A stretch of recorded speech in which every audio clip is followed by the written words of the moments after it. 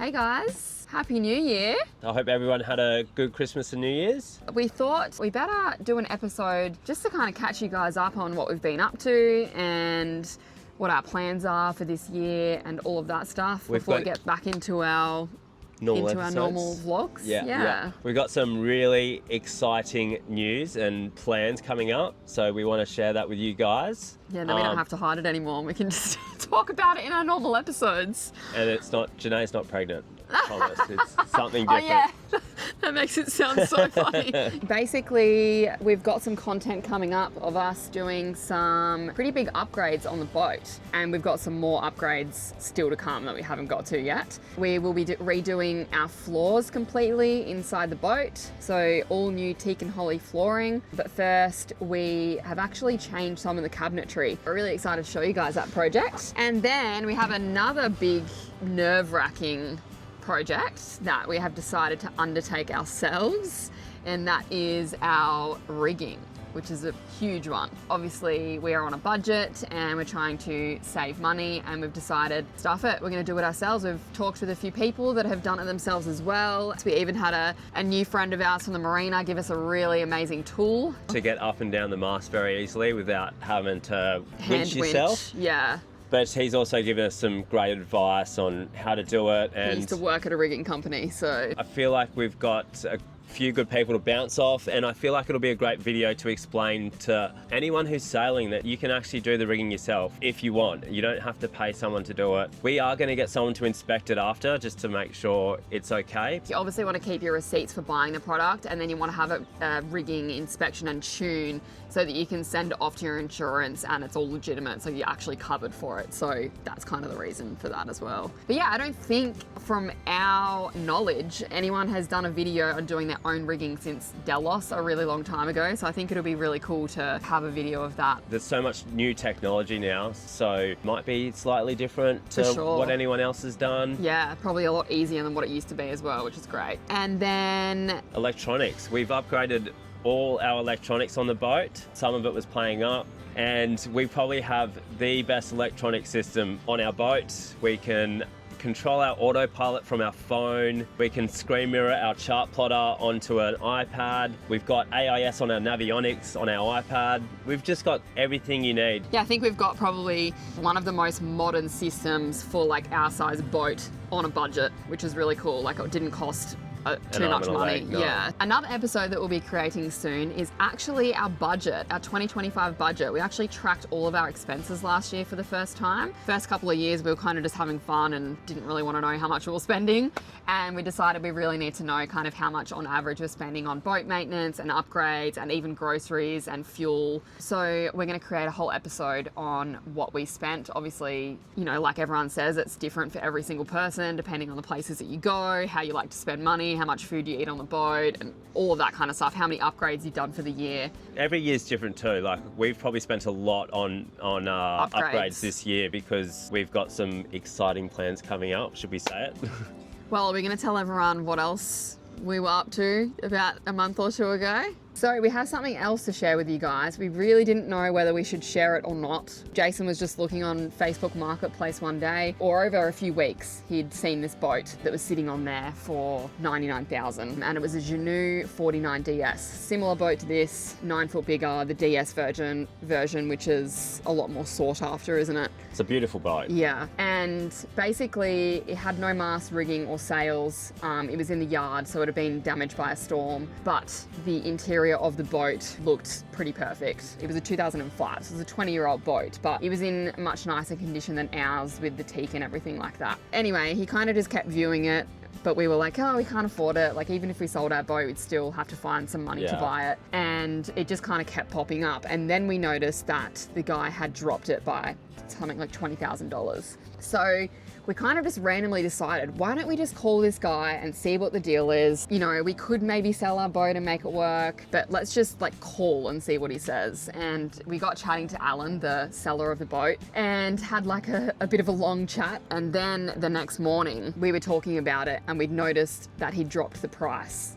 to $25,000. So we rang him up again and said that we were interested, and we noticed he dropped it to 25K. What's the deal with that? You know, blah, blah, blah. And he basically said, look, I've dropped it to 25k to get some more eyes on it. It's not necessarily what he wants to sell it for. So yeah, we were sitting in St. Augustine. The boat was in Tampa, Florida, but we're in the perfect position because Joel had 2 cars and he was happy enough to lend us his van for the day to go check it out. Yeah, it was like a 4-hour drive away. And we had Ryan and Brittany hanging out with us at the time. They were staying at Joel's place for a little bit in the RV. And so they were happy to come along for the road trip. They were also looking at boats. So it was kind of like interesting for them to view the boat as well. Yeah, they tagged along. We're on a road trip to look at a boat with Jason and Janae from Lee and the Escapade. And they're gonna buy a mastless sailboat that is We're not going to buy it, we're going to have a look at it. They're wasting our time. We're gonna go have a look at it.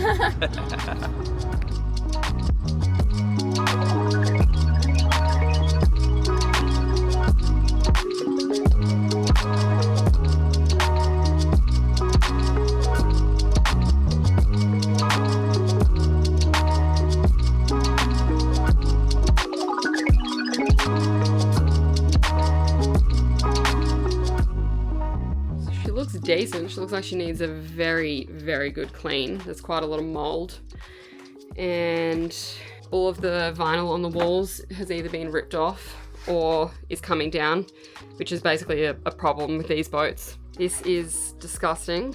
Absolutely need replacing, I would say. Yeah, but most of the teak is in pretty good condition. The floors are in better condition than ours. They're not perfect. They are starting to wear.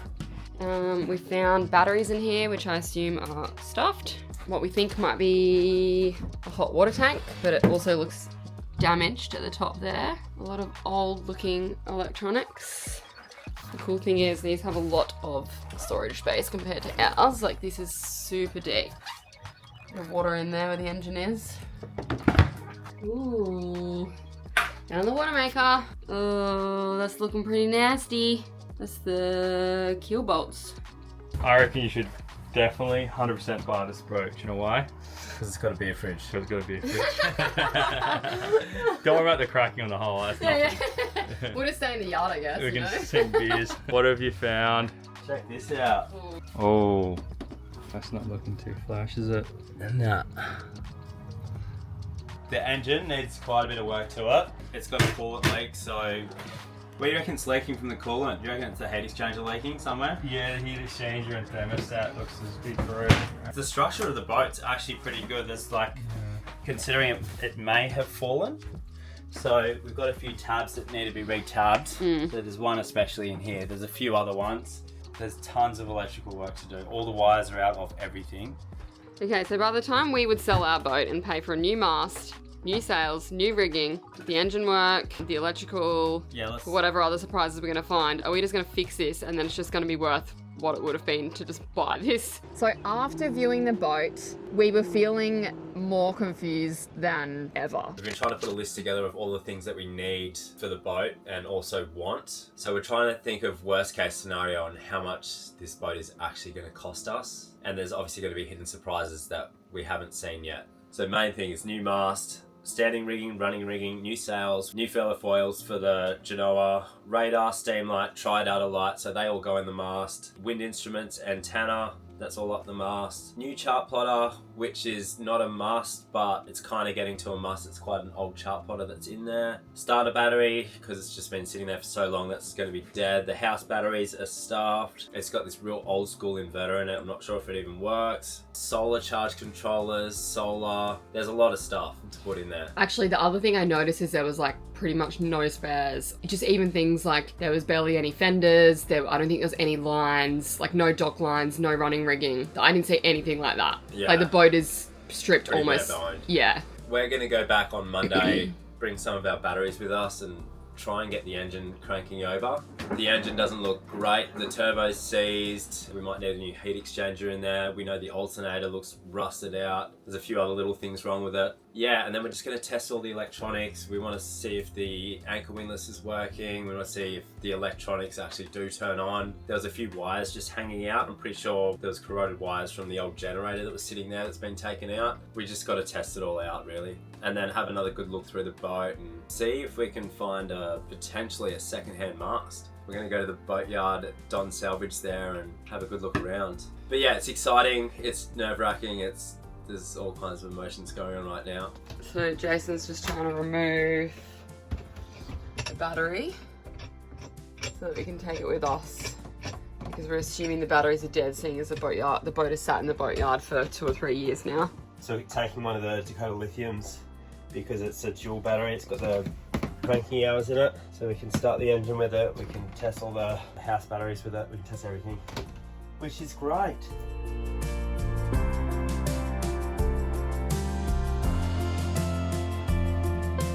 Oh my god, look at all the freaking stainless steel. Oh yeah, that is nuts.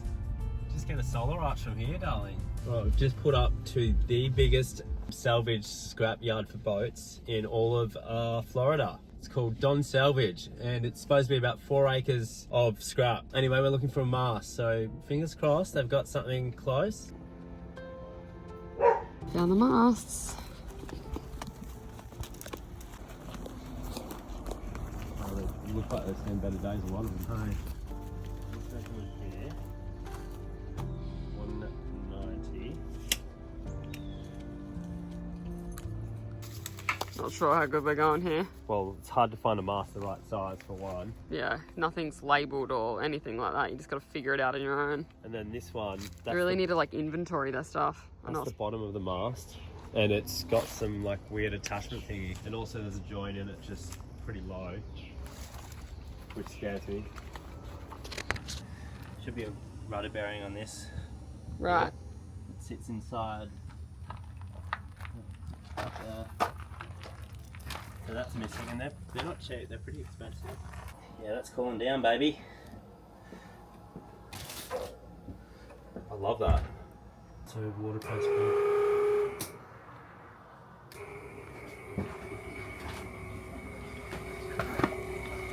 We've got the power on.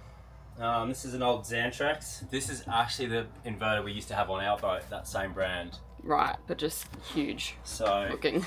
it's Old looking. Definitely looking pretty rough, hey? So we're on our way back. We've still got 2.5 hours to go till we get back. Yeah. It's been a long day. We left at like 3:30 this morning. We're up at 2:30. We got all the electrics working on the boat. We couldn't get the inverter working.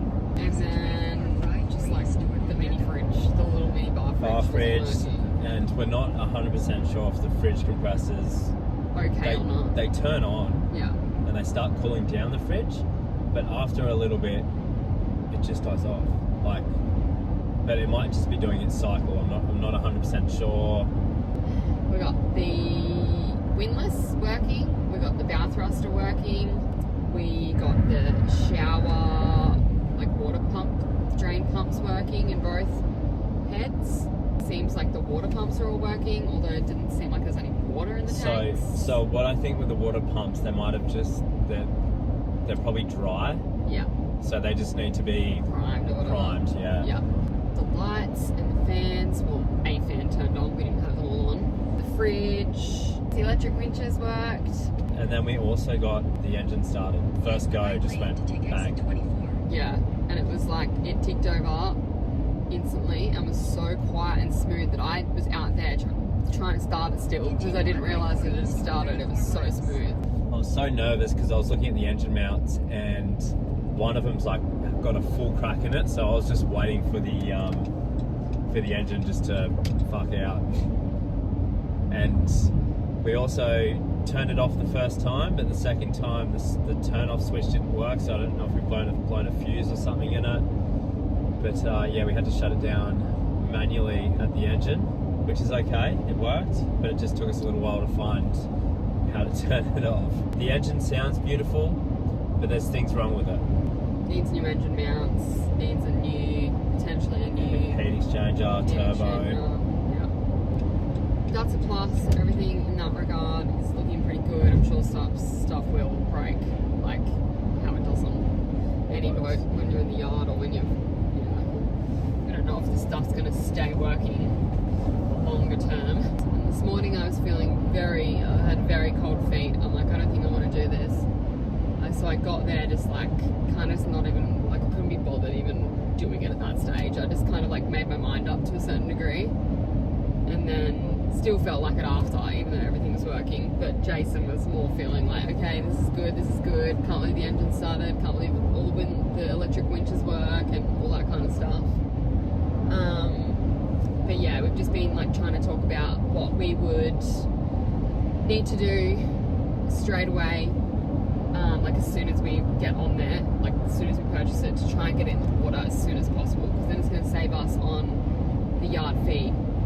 And it's not really a live in the yard work yard, so you can only do 7 days at a time, and then you pay $35 per day when you're doing that, so it's going to add up really quickly, which like that's another big chunk of money that We you just kind of don't got to have. add on. Yeah, it's like we really want to do this, but we're really pushing it financially. Like it's quite a scary jump for us to take. I don't know, it's kind of like we want a boat that's bigger and more comfortable. Ideally we'd love a catamaran, but we're not in a financial position to do that, and this could be like a great stepping stone towards that. So still haven't made our minds up. But yeah, we also need to make sure there's no liens, like all that kind of stuff's cleared. There's a clear title and everything before we send through, like do a contract and send through a deposit or whatever. So yeah. Anyway, talk to you guys soon.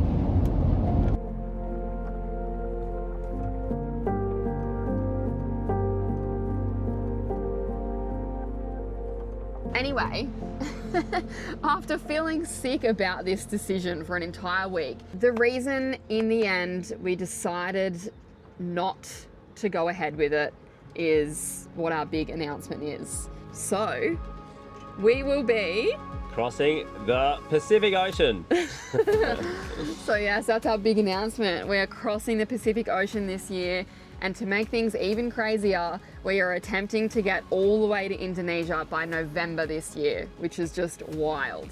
I think I've worked out, I should have checked it in my notes, correct me if I'm wrong, but that is about 2 months of ocean sailing. Obviously we're stopping in between, but I think that's around 2 months of being out on the ocean sailing. So we've obviously got, you know, a whole month crossing from Panama to the Marquesas Islands, and then your trips between places like Tonga, Samoa, Vanuatu, Solomon Islands, Papua New Guinea, and then into Indonesia. The reason why we are attempting to get to Indonesia by November is because cyclone season kicks in the South Pacific Islands, I believe. So if you don't get to a certain area in the Pacific by a certain date, you basically get trapped in French Polynesia, or you'd have to go into like a marina or haul the boat out in some of the South Pacific Islands. And I think the only island that's suitable really to do that is Fiji, and we can't actually go there, or it's really difficult to go there with pets. So we're probably going to be bypassing Fiji, unfortunately. But yes, so we've got a really large undertaking, hence why we really want to do our rigging before we leave, because our rigging is now 13, 14 years old. And even though it's in good condition, there's obviously things that you can't see. So we think that's a smart decision, obviously, before crossing. Oh, and we're also getting a brand new sail, which should arrive here in the next couple of weeks. That's another big thing. So finally we're getting a new mainsail, which is going to be, oh, like the boat's just going to be feeling so fresh. Escapade is going to be the sexiest girl in the sea, that's for sure. For a 23-year-old boat. Hopefully the safest too, because we've got a lot of miles to cover. Yeah, so with that being said, we were hoping to travel through Mexico, Belize and Guatemala originally. We're going to haul the boat out in Guatemala, but because we've kind of been delayed in the US and we've still got some big jobs ahead of us, we've now decided we're going to sail straight from, say, Miami or the Keys, we're not really sure yet, all the way to Panama, which I think is around 8 days of sailing. So that's going to be a big passage. We haven't done something that big since we crossed the Atlantic. We're going to haul the boat out on the Caribbean Sea side of the Panama Canal to do our anti-foul and change our through-hull fittings. So yeah, we're getting everything prepped, obviously. And then we will transit the Panama Canal, and then we're hoping to cross the Pacific in early April if possible. So that gives us as much time as possible to get to Indonesia. We are also looking for crew for both crossings, so from US to Panama, and then also Panama to French Polynesia. So we're kind of obviously looking for people that have a bit of experience. It's the biggest crossing that you can do. We do want someone with a bit of experience, obviously. Send us an email, and our email is leadingtheescapade@gmail.com. So yeah, we hope we've kind of recapped what we have been up to and what our plans are for 2026. And we look forward to getting you guys up to speed, starting from St. Augustine and heading back down to West Palm Beach. I hope you guys enjoyed our little catch-up chat, and we'll see you next week. Cheers, guys. Bye.